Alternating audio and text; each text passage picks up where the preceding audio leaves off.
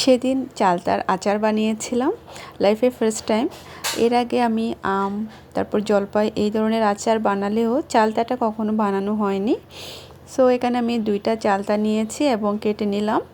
এরপরে একটা প্যানে হলুদ আর লবণ দিয়ে পানিটা বয়েল করে নিয়েছি। তখন পরে অ্যাড করে দিলাম চালতাগুলোকে আমি হাফ অ্যান আওয়ারের মতো বয়েল করার পরে এখন একটা হ্যামারের সাহায্যে ছেঁচে নিচ্ছি। এই যে হয়ে গেছে। এখন হচ্ছে একটা প্যানে সরিষার তেল দিয়ে রসুন কুচি অ্যাড করে দিলাম। রসুনটা একটু ব্রাউন কালার হয়ে আসলে দিয়ে দিব আস্ত শুকনো মরিচের ফোড়ন। এখন চালতাগুলো অ্যাড করে দিচ্ছি।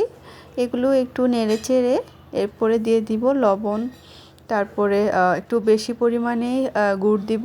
আমি এখানে খেজুরের গুড় ইউজ করেছি। এখন দিয়ে দিচ্ছি যা যা মশলা লাগে, 5 ফোড়নের গুঁড়া, তারপর আচারের মশলার গুঁড়া, তারপরে হচ্ছে লাল মরিচের গুঁড়া। পরে অ্যাড করে দিচ্ছি ভিনেগার, খুব বেশি না, অল্প পরিমাণে। সব কিছু দেওয়া হয়ে গেলে তেমন কোনো কাজ নেই, জাস্ট নাড়াচাড়া করা, বেশ কিছুক্ষণ নাড়াচাড়া করতে হবে। আর হচ্ছে আমার এই আচারটা বানাতে যেটা একটু কষ্টের মনে হয়েছে সেটা হচ্ছে কাটাকুটি।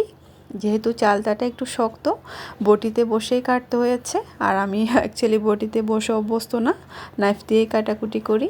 আর তেমন কোনো ঝামেলা নেই। এই যে মজাদার চালতার আচার রেডি হয়ে গেছে।